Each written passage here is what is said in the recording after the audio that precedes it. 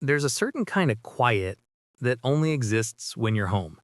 Not emptiness, not boredom, but safety. It's the kind of quiet you don't notice at first.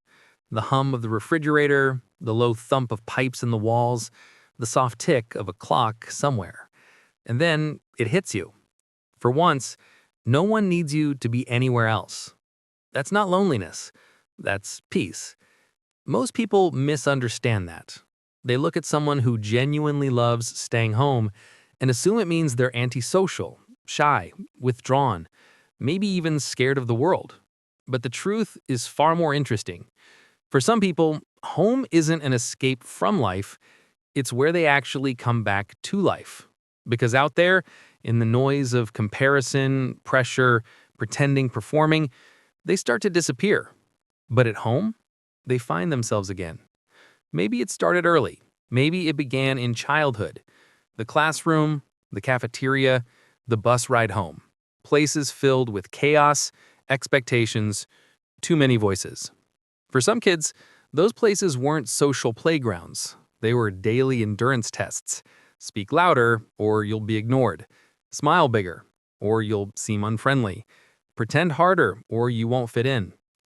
So they did something brilliant without even knowing it. They built an inner world, a world softer than the real one, slower, kinder, a world that didn't punish them for needing quiet. That inner world eventually grew into the meaning of home. Home became a sanctuary, not just a roof and walls, but a place where the nervous system finally whispers, "You're safe." Psychologists have a name for this. They call it high sensitivity to external stimuli. It means your brain processes the world more intensely. Bright lights feel harsh. Crowded spaces drain you.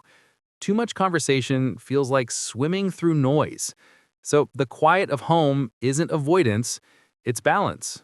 It's the mind saying, "Here, I can rest." But it goes deeper than that. At home, the mask comes off. You don't have to be on. You don't have to mirror anyone's energy. You don't have to smile at the right time. Home is the one place where the version of you that the world edits, reshapes, and rewrites finally dissolves. And what's left is the purest version of you, the one who isn't performing, the one who doesn't need to impress, the one who's allowed to simply exist. It's strange, isn't it? How you can spend all day around people and still feel unseen. But the second you're home, sitting on your bed, hearing distant rain, feeling the softness of your own room, you finally feel visible again. That's the quiet magic of solitude. It's not isolation, it's intimacy, but with your own soul. We live in a world that worships extroversion, that celebrates being booked, busy, loud, visible. A world that treats silence like it's suspicious and stillness like it's laziness.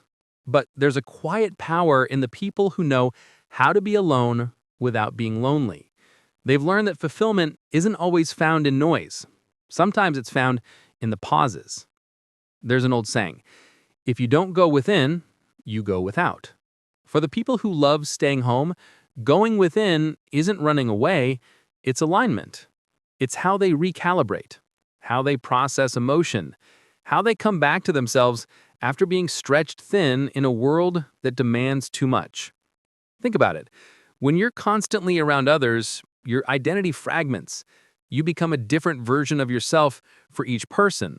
But when you're home, you're the only audience that matters. Here's the paradox.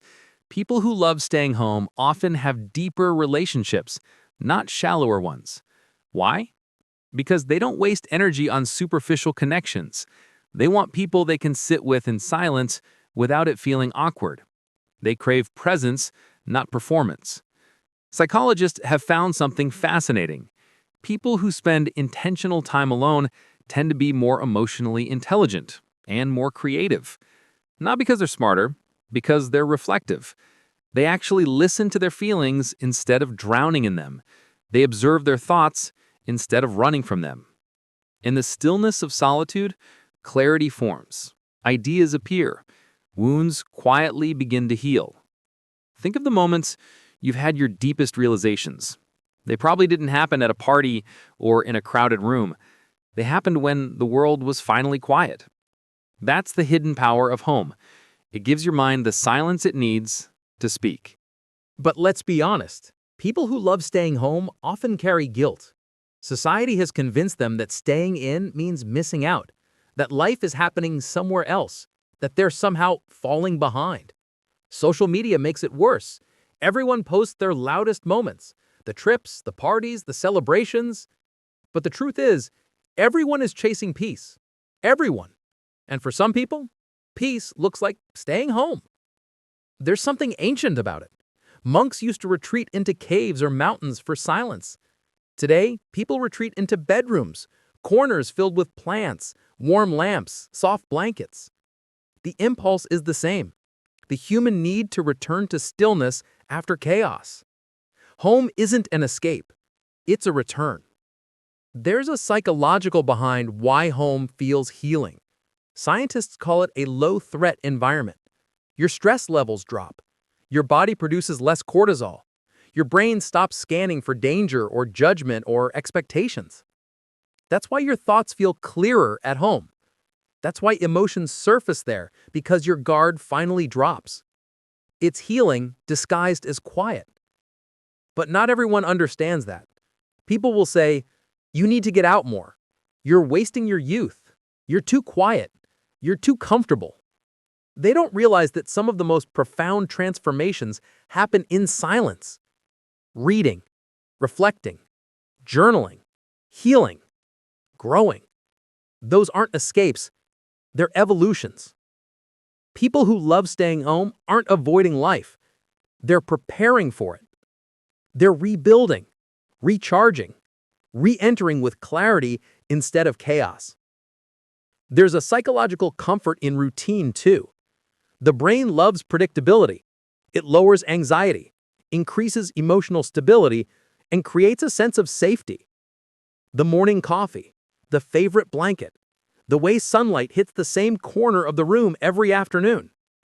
These aren't small things. They're anchors. They're ways of saying to the nervous system, "You're safe now." In a world obsessed with productivity, this kind of stillness is almost rebellious.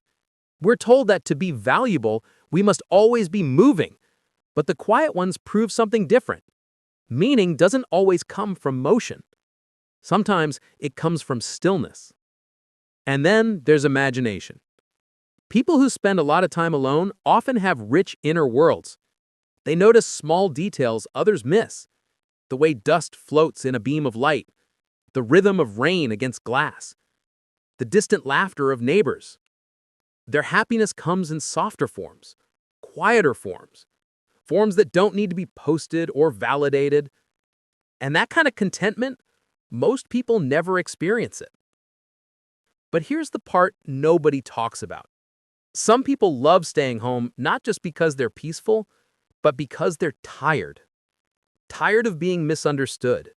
Tired of being asked to be louder, brighter, more entertaining. Tired of pretending. For them, home isn't escape, it's recovery. There's a psychological term for this: emotional decompression. It's what happens when you spent the whole day managing impressions, regulating reactions, carrying invisible emotional weight. You step inside your home and suddenly you exhale. You let go. You soften. That's not laziness, that's healing. People who love home often carry deep empathy. They absorb other people's moods without meaning to. They feel more, notice more, react more. It's a gift, but it's exhausting. So they retreat, not to hide, but to restore. This is the deeper truth. Some people are simply wired for introspection. They thrive in rhythm, pattern, stillness. It's not a flaw, it's a frequency. And society often praises the louder frequency, but the quieter one is equally necessary. Because the world needs both, the ones who speak and the ones who listen, the ones who chase and the ones who reflect. Often it's the observers who make sense of the world for everyone else. They're the ones who turn chaos into clarity, noise into meaning. And maybe that's why the people who love staying home often feel the world more deeply. They're not detached, they're sensitive. They're not avoiding, they're absorbing. They're not hiding, they're healing. Home becomes a mirror of their inner world. Warm, soft, calm, intentional. Every object holds a story. Every corner holds a memory. Every ritual holds meaning. Because home isn't just where they live, it's where they return to themselves. Again and again. But here's the most beautiful part. The more time you spend with yourself, the less you rely on the world to define you. You stop chasing validation. You stop needing noise. You stop searching for belonging outside yourself. Because you finally understand you belong to yourself. People who love staying home haven't given up on the world. They're simply building a world within themselves that feels safe, honest, real. And when they step back out, they carry something rare with them. Calm energy, grounded presence, a peace that doesn't depend on circumstances. Once you've found home inside yourself, you stop searching for it in chaos. You carry it with you. So if you're someone who loves staying at home, don't apologize for it. Don't let the world convince you that peace is weakness. You're not missing out. You're tuning in. You're doing the inner work most people never make time for. And that work, that silence, that stillness, that's what shapes everything else.